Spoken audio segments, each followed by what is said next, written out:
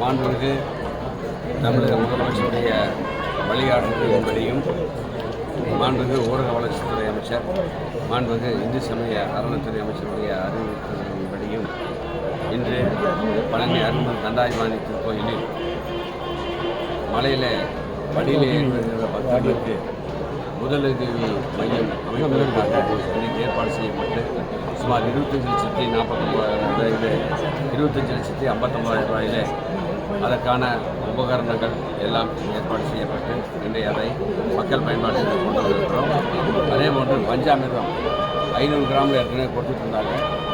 இப்போ 200 கிராமில் ரூபாய் 20 கொடுக்கின்ற அந்த திட்டத்தையும் தொடங்கி வைத்திருக்கிறோம். அதே மாதிரி மனநல காப்பகம் நம்ம பழனி தாராவூர் ரோட், பழைய தாராவூர் ரோட்டில் ராமகிருஷ்ணா விடுதி இருந்தது. அதில் இப்பொழுது அந்த மனநல காப்பகம் மதுரை சேர்ந்த மரியாதைக்குரிய திரு செல்லம் டாக்டர் அவர்கள் அதை எடுத்து நடத்துவதற்கு முன்வதற்காக, எனவே அந்த மனநல காப்பகத்துக்கு வேண்டிய மருத்துவர்கள், அதில் பணியாற்றுகின்ற அலுவலர் பெருமக்கள்லாம் நியமித்து அதுவும் இன்றைக்கு பயன்பாட்டுக்கு கொண்டு வந்திருக்கிறோம். இது பழனி அருள்மிகு தண்டாயுமானி திருக்கோயிலை பொறுத்தவரை மாண்புமிகு முதலமைச்சருடைய அரசு பொறுப்பேற்று இன்றைக்கு இந்த கோயிலை, அதாவது மாஸ்டர் பிளான், அதில் இன்றைக்கி எப்படி திருச்செந்தூர் எடுத்துருக்காங்களோ அதே மாதிரி பள்ளி கோயிலும் மாஸ்டர் பிளானில் எடுத்து அதே மாதிரி ஒரு 60 ஏக்கர் நிலம் கையப்பட இந்த பணி நடைபெற்று கொண்டிருக்கிறது. அந்த பணி முடிந்த பின்பு மாண்புமிகு முதலமைச்சருடைய வழிகாட்டுதலின்படி திருப்பதிக்கு நிகராக இந்த கோயில் எல்லா வசதிகளும் பெறும்.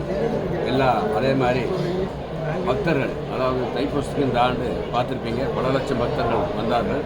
அதே மாதிரி பங்குனி உத்திரத்துக்கும் அதே மாதிரி வருகிறார்கள்.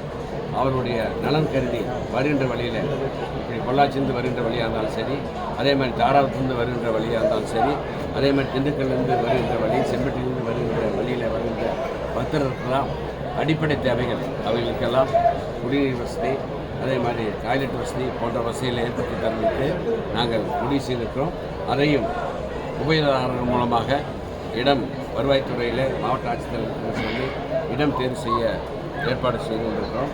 அந்த இடங்களெல்லாம் தேர்வு செய்த பின்பு பொதுமக்கள் அந்த வருகின்ற வழியிலே அவருக்கு வேண்டிய குளிப்பதற்கும் அதே மாதிரி டாய்லெட் வசதி போன்ற அடிப்படை தேவைகளை நிறைவேற்றுவதற்கு இன்றைக்கு கோயில் நிர்வாகம் நமது மாண்புமிகு இந்து சமய அறநிலைத்துறை அமைச்சர் அவருடைய ஏற்பாட்டின்படி நமது அறங்காவலர் தலைவர்கள், அறங்காவலர்கள் எல்லோரும், கோயில் இணையாணையர் எல்லோரும் இணைந்து அதற்கான பணியில் ஈடுபட்டிருக்கார்கள் என்பதை இந்த நேரத்தில் சார், அரிசி விலை கடுமையாக உயர்ந்திருக்கிற நேரத்தில் மத்திய அரசுக்கு மலிவு விலையில் அரிசி விற்கிறதா தகவல் சொல்லுறாங்க. நம்ம தமிழக அரசு சார்பில் அது மாதிரி மலிவு விலையில் அரிசி விற்கிறதுக்கு ஏதாவது ஏற்பாடு பண்ண முடியுமா? வாய்ப்பு இருக்கா?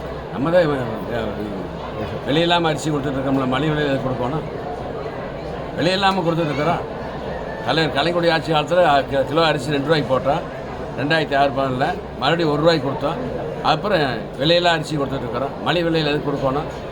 அது இல்லாமல் அரிசி பொறுத்தளவில் கடந்த காலத்தில் 370 அரிசி ஆலைகள் தான் இருந்துச்சு. இப்போ 700 அரிசி ஆலைகளை நான் உருவாக்கியிருக்கிறோம். அதிலெல்லாம் மாதத்துக்கு 6 லட்சம் மெட்ரிக் டன் தான் அரைக்க முடியும். இப்போ 700 ஆலைகளில் 12 லட்சம் மெட்ரிக் டன் அரைக்கின்ற விதத்தில் அரிசி ஆலையில் கொண்டு வந்திருக்கிறோம். அரிசி ஆலையெல்லாம் நவீனப்படுத்துகின்ற விதத்தில் எல்லா ஆலையிலும் கலர் சாட்டர் என்ற இயந்திரம் பொருத்தப்பட்டிருக்கும். 50 லட்சம் ரூபா செலவில் கருப்பு பழுப்பில்லாத அரிசி மக்களுக்கு வழங்கி கொடுக்கும்.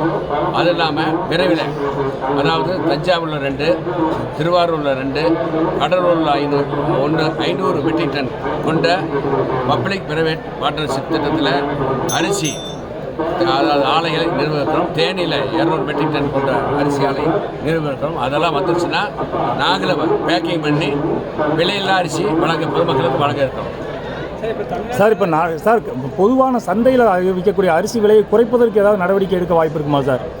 அதாவது இப்போ வெளி மார்க்கெட்டில் விற்கக்கூடிய அரிசியுடைய விலையை குறைக்கிறதுக்கு ஏதாவது நடவடிக்கை?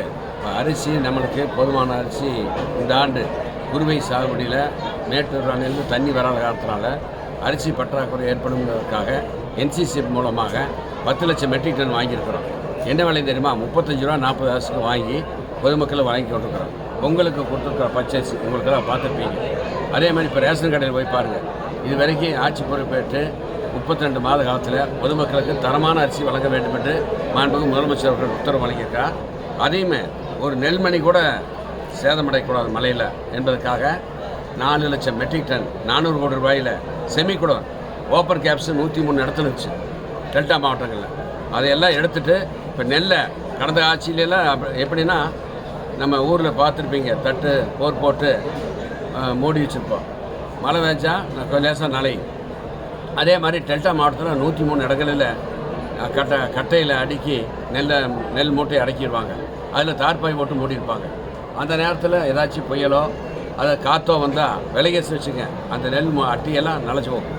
அதை மாண்பு முதலமைச்சர்கள் ஆட்சிக்கு வந்த உடனே இதையெல்லாம் அகற்ற வேண்டும் என்பதற்காக முடிவு செய்து இன்றைக்கி 400 கோடி ரூபாய் நிதி ஒதுக்கி 4 லட்சம் மெட்ரிக் டன் செமிகுடோன் கட்டுவதற்கு நீங்கள் போகிற வழியில் பாருங்கள், கப்பலூரில் மதுரை பக்கத்தில் கப்பலூரில் இன்னைக்கு அங்கெல்லாம் குடோன் கட்டியிருக்கிறோம். பாதகம் செய்பவரை கண்டால் நாம் பயங்கொள்ளலாகாது பாப்பா, மோதி மிதித்து விடு பாப்பா, அவர் முகத்தில் உமிழ்ந்து விடு பாப்பா. அண்மை செய்திகளை உடனுக்குடன் தெரிந்து கொள்ள இணைந்திருங்கள் இயம்நாடு தொலைக்காட்சியுடன்.